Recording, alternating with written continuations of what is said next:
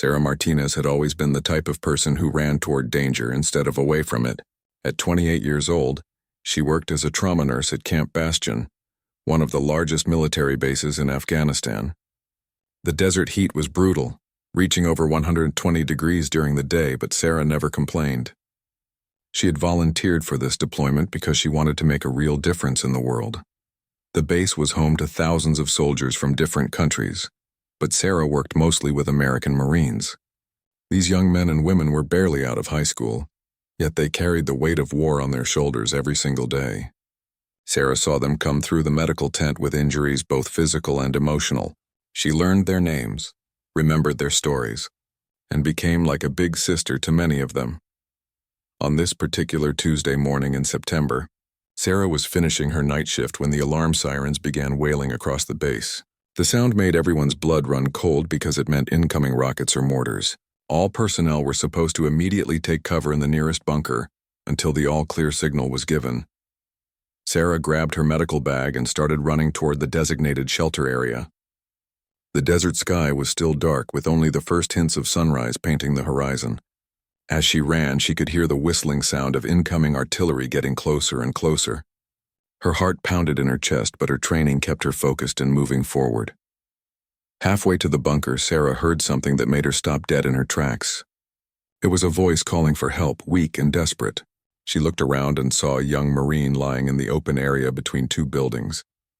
He couldn't have been more than 19 years old, with sandy brown hair and a face that reminded her of her younger brother back home in Texas. The Marine had been caught outside when the attack began. A piece of shrapnel from an earlier explosion had torn through his leg and he was bleeding heavily. He was trying to crawl toward safety, but he was too weak and injured to make it on his own. Every few seconds he would call out for help, his voice getting weaker each time. Sarah knew she had about 30 seconds before the next wave of incoming fire would hit the base. The smart thing to do would be to keep running to the bunker and wait for the attack to end before helping the wounded Marine. That's what her training told her to do. That's what the protocols demanded. But looking at this young man bleeding in the dirt, Sarah couldn't bring herself to leave him behind. Without hesitation, she changed direction and sprinted toward the injured Marine. The ground around them was already torn up from previous explosions, making it difficult to run. Sarah could hear more rockets whistling overhead, getting closer to their position. She knew she was putting her own life at serious risk, but she also knew she would never be able to live with herself if she left this young man to die alone. When she reached the Marine, she immediately dropped to her knees beside him and began assessing his injuries. The shrapnel wound was deep and bleeding profusely, but it hadn't hit any major arteries. She could save him if she could just get him to safety and stop the bleeding. The Marine looked up at her with eyes full of pain and fear, but also relief that someone had come for him. "What's your name, soldier?" Sarah asked as she quickly applied pressure to his wound with gauze from her medical bag. "Private Johnson, ma'am," he replied weakly. "Tommy Johnson from Ohio." "Well, Tommy, I'm Sarah and I'm going to get you out of here," she said with more confidence than she actually felt. "But we need to move fast." Sarah helped Tommy to his feet, supporting most of his weight as they began moving toward the nearest bunker. Every step was agony for the wounded Marine, but he gritted his teeth and kept moving. Sarah kept talking to him, telling him about her hometown and asking about his family, anything to keep him conscious and focused on something other than the pain. They had made it about 50 yards when Sarah heard the sound that every soldier fears most, the distinctive whistle of a rocket, heading directly toward them. She looked up and saw the incoming projectile, knowing instantly that they were in its path and had nowhere to run. Time seemed to slow down as Sarah realized what was about to happen. In that split second, Sarah made a decision that would change everything. Instead of dropping to the ground or trying to run, she used all her strength to push Tommy toward a concrete barrier about 10 feet away. The force of her push sent him tumbling behind the protective wall just as the rocket struck the ground, exactly where they had been standing. The explosion was deafening. Sarah felt herself being lifted off the ground by the blast wave, her body thrown through the air like a rag doll. Everything went white, then black as she lost consciousness before she even hit the ground. The last thing she remembered was the satisfaction of knowing that Tommy was safe behind the barrier, even though she hadn't been able to save herself. The first thing Sarah became aware of was the steady beeping of medical equipment. Her eyelids felt impossibly heavy, and there was a strange ringing in her ears that seemed to come from everywhere and nowhere at once.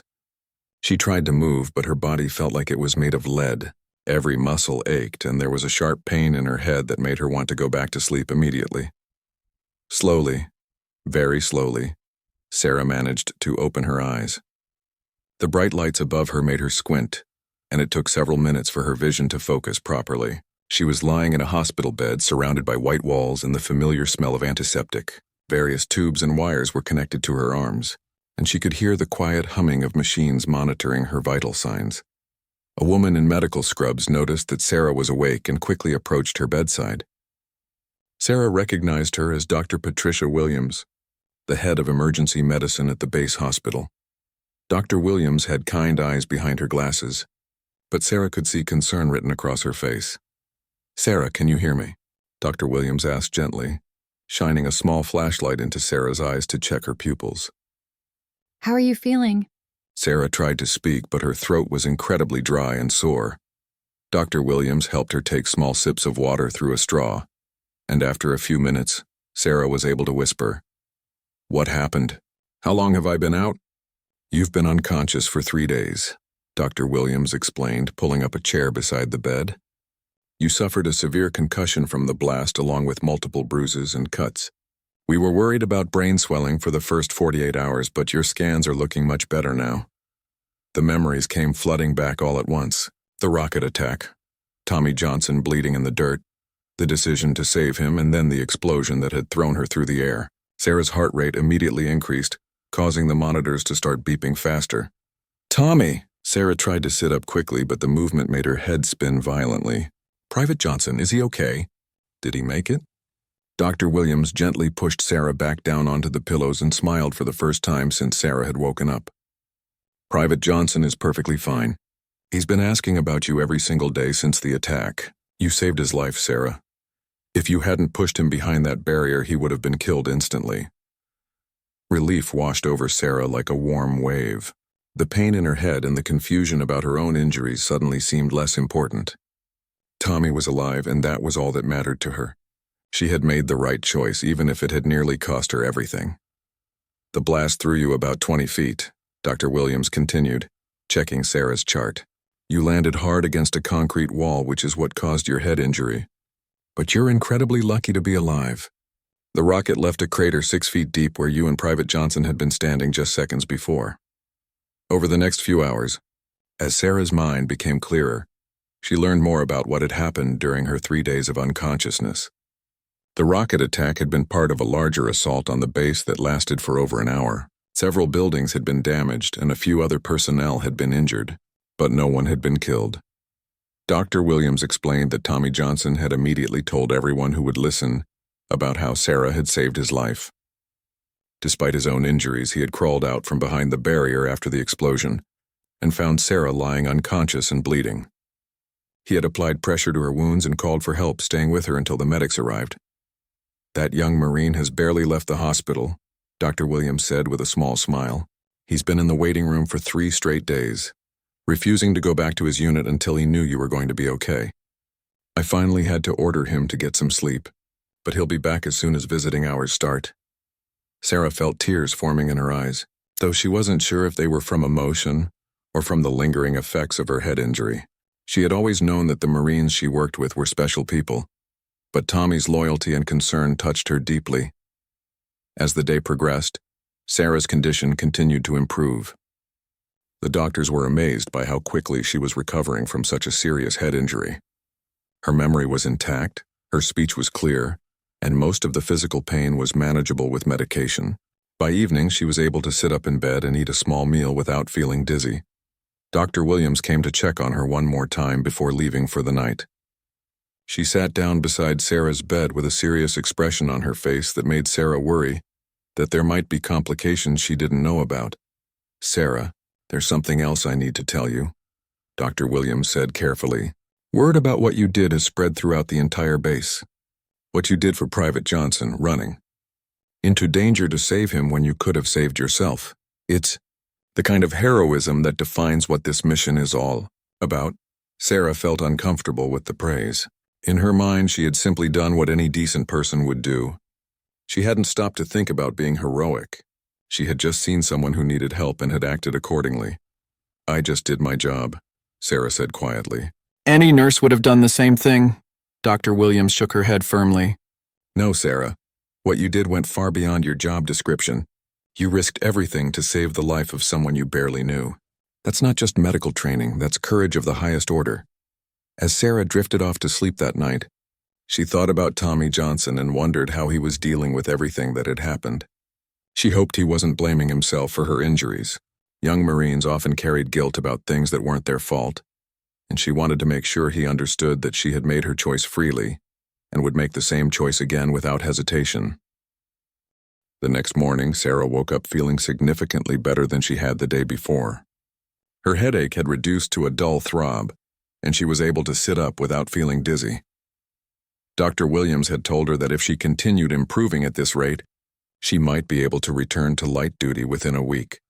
Around mid-morning, there was a soft knock on her hospital room door. Sarah looked up to see a young Marine standing nervously in the doorway, holding his helmet in his hands. It was Tommy Johnson, looking much healthier than when she had last seen him bleeding in the dirt 3 days ago. "Ma'am, may I come in?" Tommy asked politely, his Ohio accent clearly noticeable in his voice.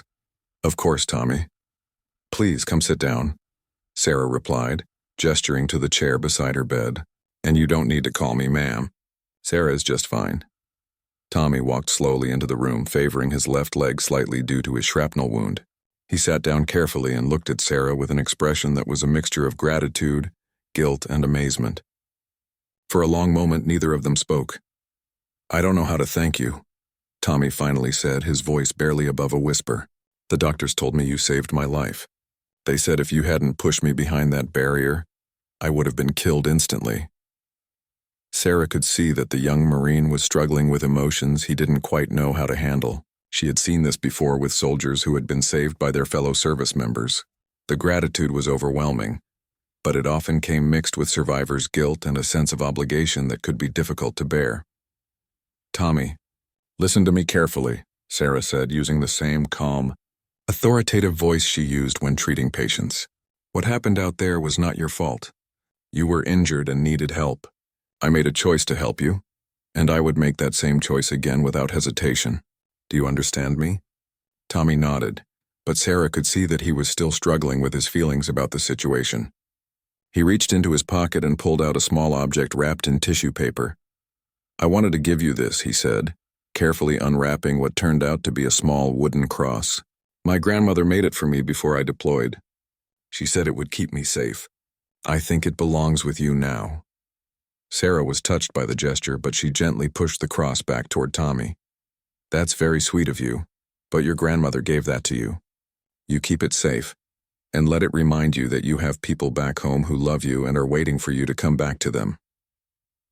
They talked for about an hour, with Tommy telling Sarah about his family farm in Ohio and his plans to study agriculture when he returned home. Sarah shared stories about her nursing school days and her decision to volunteer for deployment.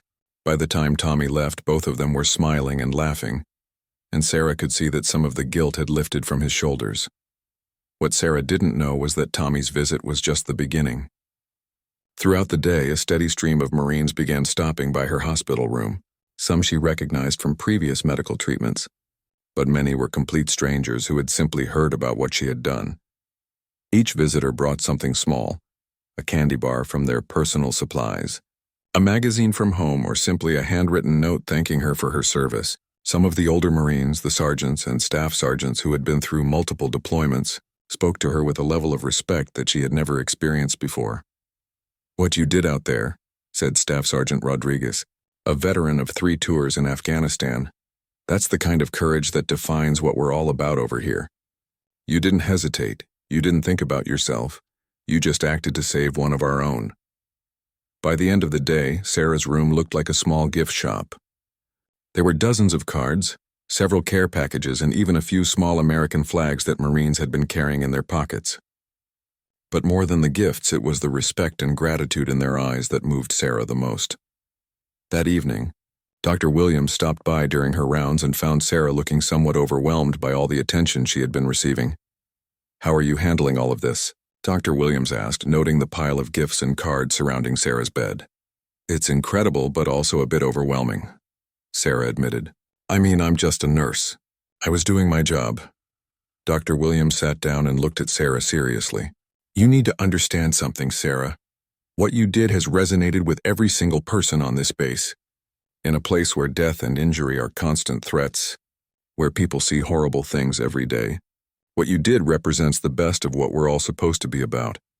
But I didn't do anything special, Sarah protested. Any decent person would have helped Tommy. Maybe, Dr. Williams replied, but not everyone would have had the courage to act on that impulse when rockets were falling around them. You didn't just help Tommy. You showed everyone here what real heroism looks like. As Sarah settled in for her second night in the hospital, she began to understand that something significant was happening around her. The story of her actions was spreading beyond just the Marines who had visited her. She could hear nurses and doctors talking about it in the hallways, and even some of the base support staff had stopped by to express their gratitude.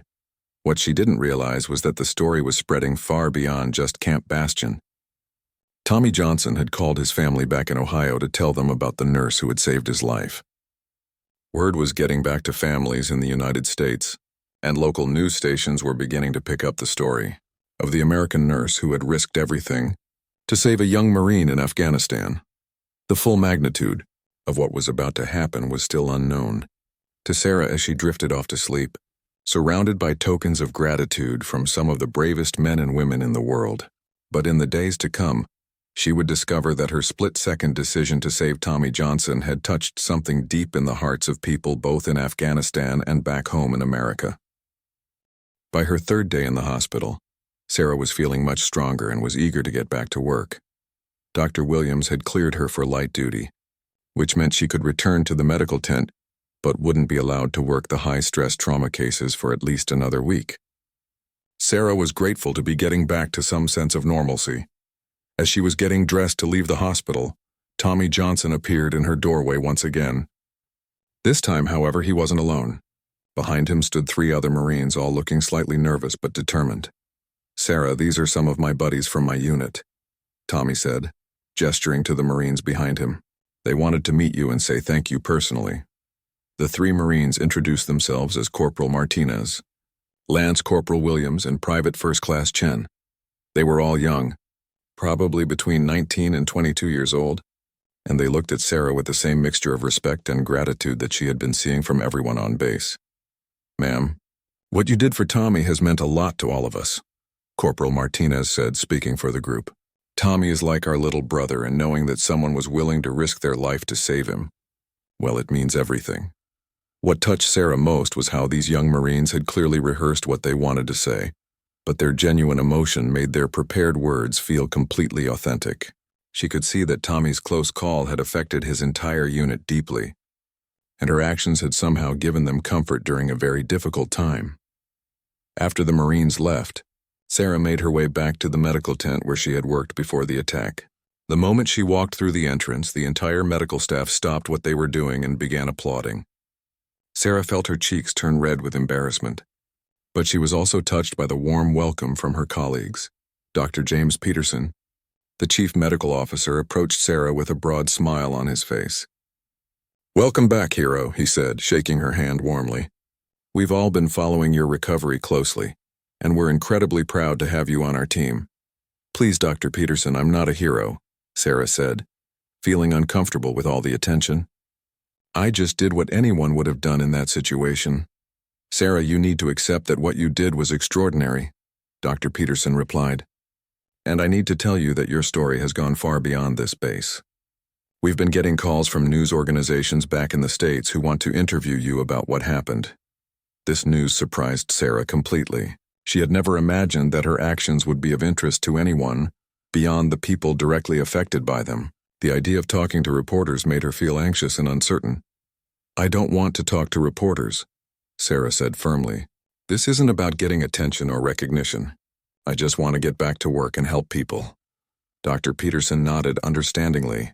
"That's exactly what we expected you to say, and we've been turning down all the interview requests. But you should know that your story is inspiring people back home. Tommy Johnson's family has been telling everyone they meet about the nurse who saved their son's life.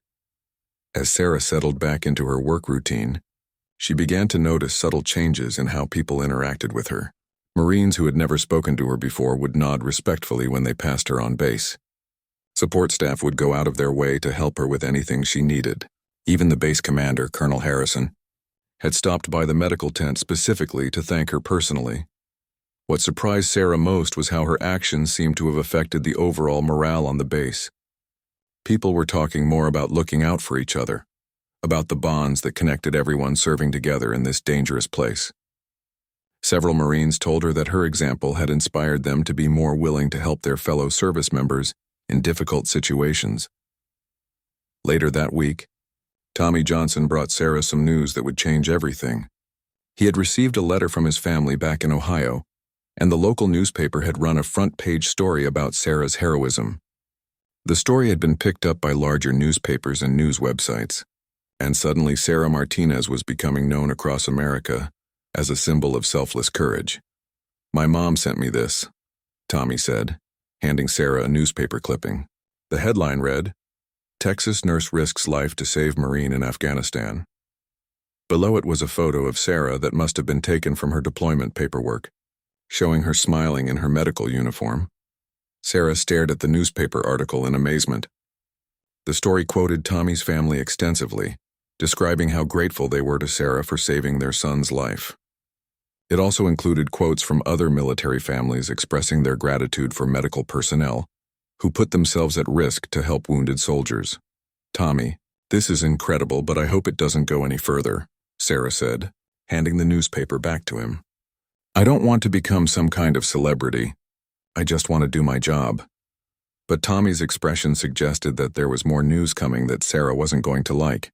He looked nervous as he pulled out his phone and showed her a social media post that had been shared thousands of times.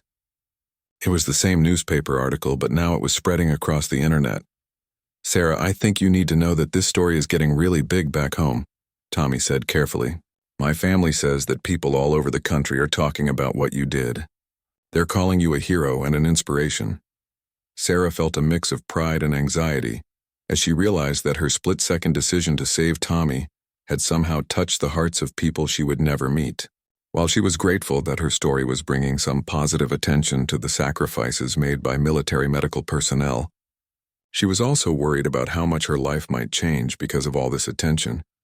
What she didn't know yet was that the biggest surprise was still to come. Back in the United States, military families and veteran organizations were organizing something special to honor Sarah's courage. Plans were being made that would soon bring hundreds of people together to show their appreciation for her selfless actions in a way that would leave her speechless. 2 weeks after the attack, Sarah had settled back into her regular work routine at the medical tent. Her head injury had healed completely, and she was once again working full 12-hour shifts treating everything from minor cuts to serious combat injuries. She had hoped that the attention from her heroic actions would die down, but instead, it seemed to be growing stronger each day. Colonel Harrison had been receiving calls from military officials back in the United States, all asking about Sarah and wanting to honor her in various ways. There was talk of medals, commendations, and even a possible invitation to meet with high-ranking government officials. Sarah had politely declined all of these opportunities, insisting that she just wanted to focus on her work. What Sarah didn't know was that something much bigger was being planned without her knowledge. Back in the United States, Tommy Johnson's family had been in contact with veteran organizations, military support groups, and active-duty Marine units across the country. Word about Sarah's heroism had spread through the tight-knit military community like wildfire. Marine Sergeant Major Robert "Tank" Thompson, a 30-year veteran who ran a support organization for deployed troops, had been particularly moved by Sarah's story. He had lost several friends during his multiple tours in Iraq and Afghanistan, and he understood the incredible courage it took to run toward danger to save someone else's life. "This nurse represents everything that's good about our military family," Sergeant Major Thompson told his wife as he read about Sarah's actions online. "She didn't hesitate, she didn't think about herself, she just acted to save one of our Marines. We need to do something special to honor her." Sergeant Major Thompson began making phone calls to Marine units across the United States. He reached out to active-duty Marines, reservists, and veterans, explaining Sarah's story and asking if they would be willing to participate in a special tribute. The response was overwhelming. Within days, Marines from dozens of different units had volunteered to participate. They came from bases in California, North Carolina, Virginia, and Texas. Some were young Marines just out of boot camp, while others were grizzled veterans with multiple combat deployments. What they all had in common was a deep respect for Sarah's courage and a desire to honor her actions. The plan was to organize a massive surprise tribute at Camp Bastion. The Marines would fly in from various locations and gather to pay their respects to Sarah in a way that would show her just how much her actions meant to the entire Marine Corps family. Meanwhile, back at Camp Bastion, Sarah continued her work completely unaware of what was being planned. She noticed that there seemed to be more activity than usual around the base, with additional helicopters coming and going, but she assumed it was related to normal military operations. Tommy Johnson was having a hard time keeping the secret. Several times he had started to say something to Sarah about the upcoming surprise, but his fellow Marines had warned him that revealing the plan early would ruin the entire tribute. He settled for dropping small hints that something special might be happening soon. "Sarah, you know how much everyone here appreciates what you did for me, right?" Tommy said one day while Sarah was changing the dressing on his shrapnel wound. "Tommy, we've talked about this," Sarah replied patiently. "You don't need to keep thanking me. I'm just glad you're okay and that you'll be going home soon." "I know, but I want you to understand that the gratitude goes way beyond just me and the guys in my unit," Tommy said mysteriously. "People all over the place have heard about what you did, and they want to show their appreciation." Sarah gave Tommy a puzzled look. But before she could ask what he meant, another patient arrived who needed immediate attention, and the conversation was forgotten. 2 days later, Colonel Harrison called Sarah into his office. She assumed she was in trouble for something, or that there was a problem with her medical work. Instead, the colonel had a strange smile on his face that made Sarah even more confused. "Sarah, I need you to report to the main parade ground tomorrow morning at 800 hours, Colonel Harrison said, trying to keep his expression serious. "Sir, is there a problem? Have I done something wrong?" Sarah asked, genuinely worried. "No problem at all," the colonel replied. "Just make sure you're in your dress uniform and report to the parade ground at the specified time." "That's an order." Sarah left the colonel's office feeling puzzled and slightly anxious. She couldn't imagine why she would need to report to the parade ground in dress uniform. The parade ground was typically used for formal ceremonies, change of command events, and other special occasions that usually didn't involve medical personnel. That evening, Sarah noticed that there was unusual activity around the base. She saw Marines she didn't recognize walking around in small groups, and there seemed to be more vehicles and equipment than normal. When she asked her fellow medical staff about it, they just shrugged and said they hadn't noticed anything unusual. What Sarah didn't realize was that over 400 Marines had quietly arrived at Camp Bastion over the previous 48 hours. They had come from bases all across the United States and from other deployments in Afghanistan. Some had used their leave time to make the trip, while others had been given special permission by their commanding officers to participate in this unprecedented tribute. Among the Marines who had traveled to Camp Bastion was Master Gunnery Sergeant Maria Rodriguez, a 30-year veteran who had served as a combat medic in 3 different wars. She had read about Sarah's actions and felt compelled to be part of honoring someone who exemplified the values that she had tried to live by throughout her military career. What this nurse did represents the very best of what we're all supposed to be about. Master Gunnery Sergeant Rodriguez told a group of younger Marines as they prepared for the next morning's ceremony. She didn't think about rank, she didn't think about protocol. She just saw someone who needed help and she acted. That's the kind of courage that defines our Corps. As Sarah went to sleep that night, she had no idea that in just a few hours, she would experience one of the most emotional and overwhelming moments of her entire life. 500 Marines were preparing to show her exactly how much her split-second decision to save Tommy Johnson had meant to the entire military family. Sarah woke up early on the morning she was supposed to report to the parade ground, feeling nervous about whatever was waiting for her. She put on her dress uniform carefully, making sure everything was perfect according to military standards. The uniform felt strange after weeks of wearing medical scrubs, but she wanted to make sure she looked professional for whatever ceremony or meeting Colonel Harrison had planned. As she walked toward the parade ground, Sarah noticed that the base seemed unusually quiet. There were fewer people walking around than normal, and those she did see gave her friendly nods but didn't stop to chat like they usually did. She began to suspect that something significant was about to happen, but she couldn't imagine what it might be. When Sarah turned the corner that led to the parade ground, she stopped dead in her tracks. What she saw took her breath away and left her completely speechless. The entire parade ground was filled with Marines standing in perfect formation. There had to be at least 500 of them, all in their dress blue uniforms, standing at attention in neat, precise rows. For a moment, Sarah thought she might be dreaming or hallucinating from her head injury. She blinked several times, but the incredible sight remained the same. Hundreds of Marines, more than she had ever seen in one place at Camp Bastion, were standing in formation, apparently waiting for her. Colonel Harrison appeared at Sarah's side, wearing a broad smile that explained why he had looked so mysterious the day before. "Sarah, these Marines have come from all over Afghanistan and the United States to honor you," he said quietly. "They wanted to show you personally what your courage means to the Corps." As Sarah walked slowly toward the formation, still in complete shock, she began to recognize some faces. There was Tommy Johnson, standing with his unit and grinning from ear to ear.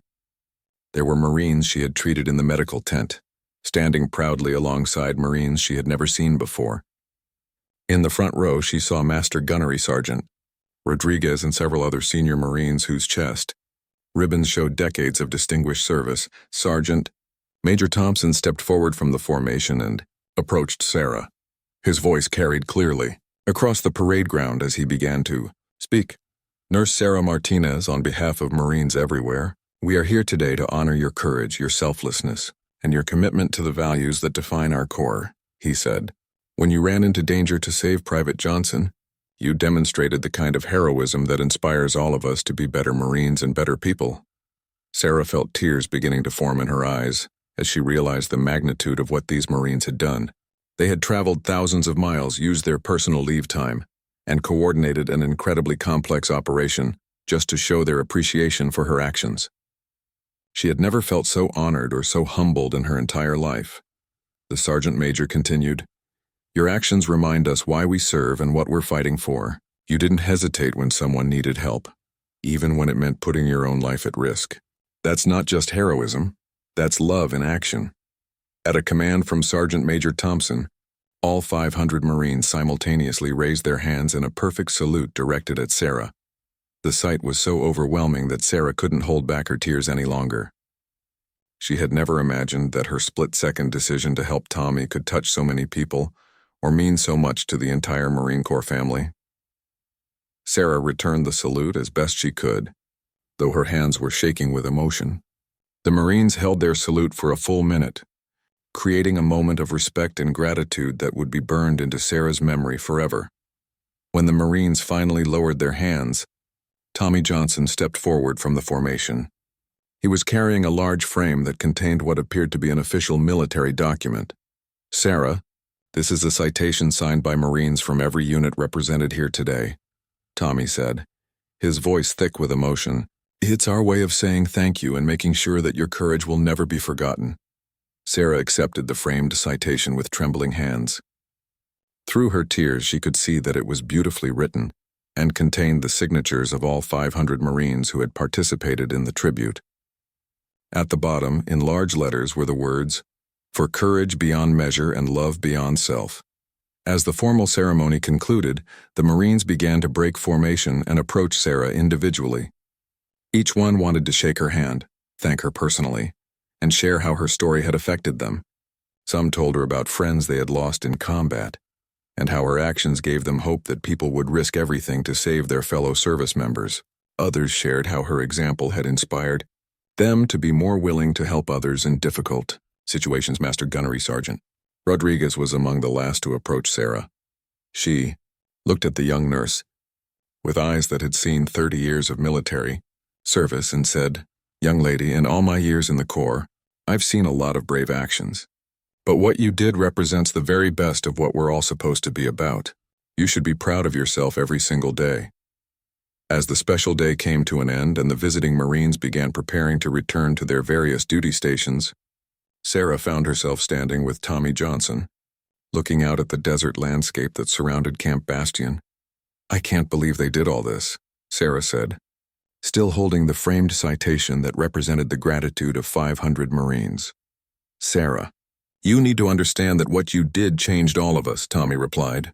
"Every Marine here today will remember this moment, and remember that courage looks like someone running toward danger to save a life. You've inspired all of us to be better."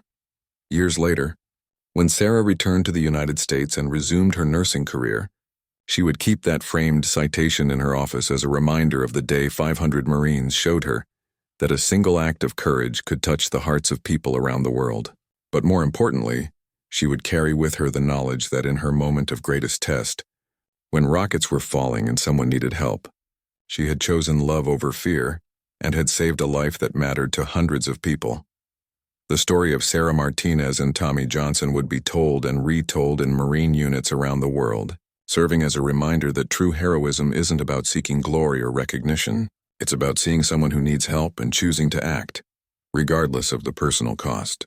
And sometimes when you're willing to give everything to save someone else, you discover that you've actually saved a part of yourself as well.